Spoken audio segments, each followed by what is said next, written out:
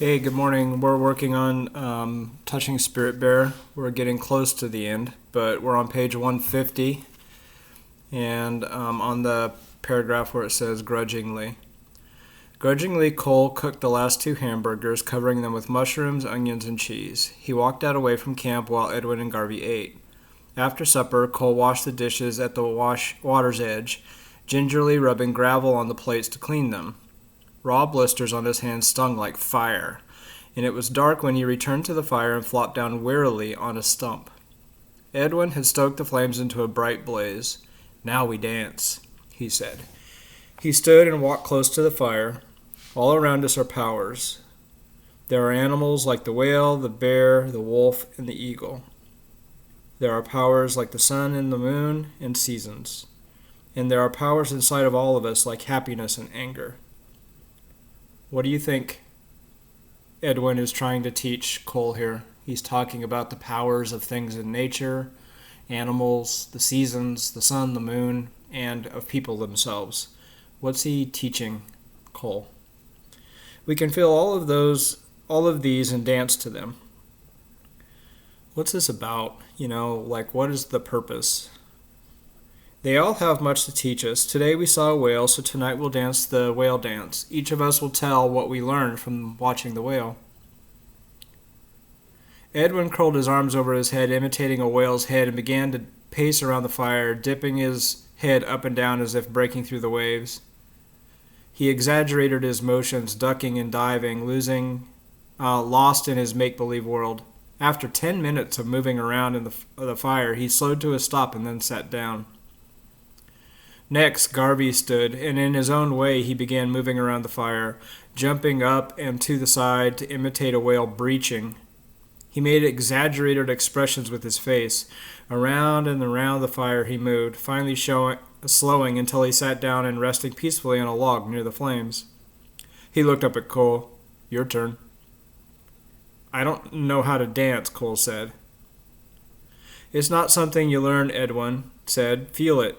Become a whale, and learn what it has to teach you." Self-conscious but also aware of the warning in Edwin's tone, Cole stood and began circling the fire. He bent at the waist and moved with jerky motions, trying to pretend he was gliding through the water the way whales did in the bay had. He kept looking over at Edwin and Garvey, imagining how stupid he must look circling the flames. He was glad nobody from school could see him. So, what part of Cole is struggling with this? And I think it's part of all of us. Like, we all have these certain things that cause us to react in a certain way.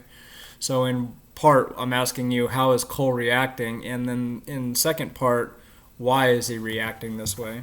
And it kind of relates to the line that says, he was glad nobody from school could see him.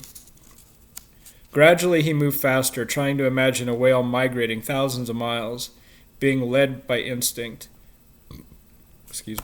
Lowering and rising, Cole wandered off and away from the fire. Then he pretended the fire was the goal of his long migration. That's cool. That's a good idea. On his way to the fire, he leapt back and forth, chasing the schools of fish. Nearing the flames, he closed his eyes and leaped high into the air to breach. He landed on his hands and feet.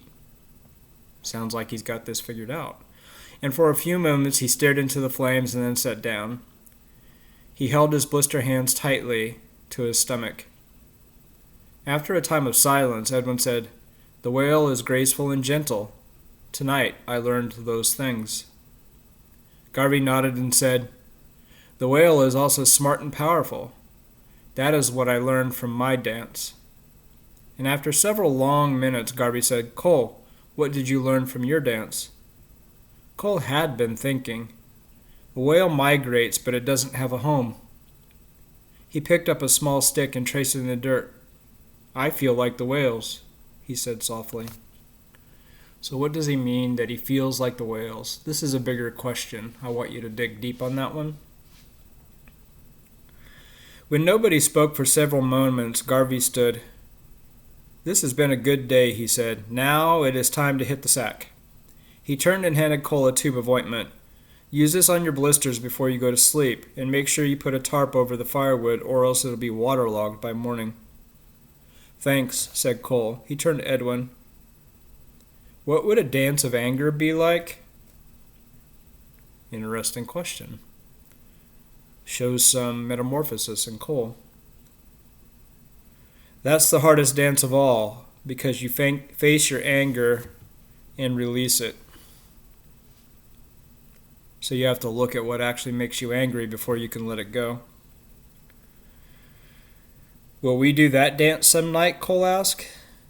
You'll do that dance alone after Garvey and I leave. You'll do that dance only when you're ready. That's the end of this part. So what does he mean, you'll do that dance when you're ready? And why does he have to do it alone? See you guys at 11.